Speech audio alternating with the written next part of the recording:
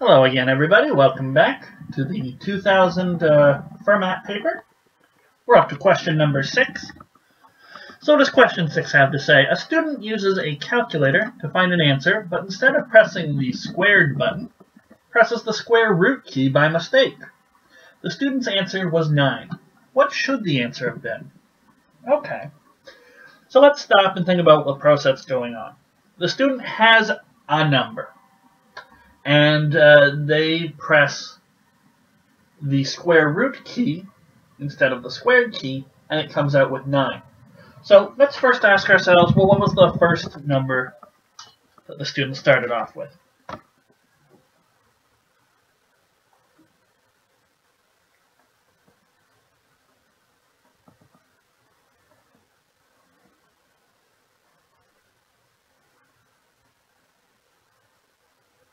So let's say they started off with, I don't know, Z.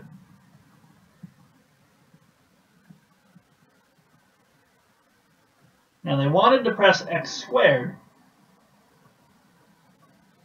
but they pressed the square root symbol instead and got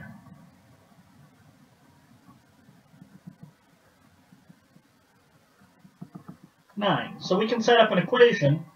Square root of z is equal to 9, and we can solve for what the number that they started off with was.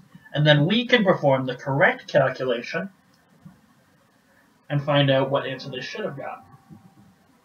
So that means z is going to be 9 squared, which is 81. Now they wanted to press x squared.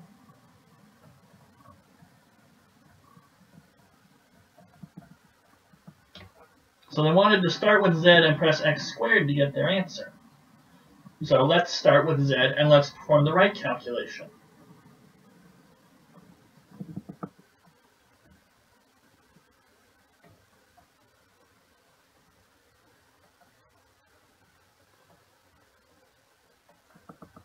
So 81 squared, and I think that's 6,561, but let me get out my calculator and actually check.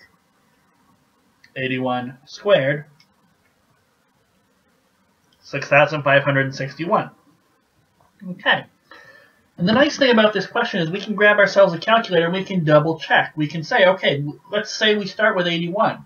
And I go to press the square button, but I accidentally press the square root button.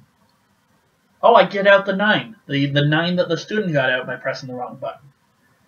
So now if I had pressed the correct button, 81 squared, I get 6,561.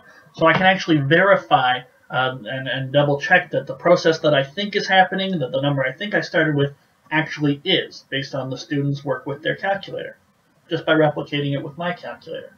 So let's see if 6,561 is among our answers. There it is, it's E, 6,561. And that finishes off question number 6. So join me in the next video for question number 7. And I'll see you guys then.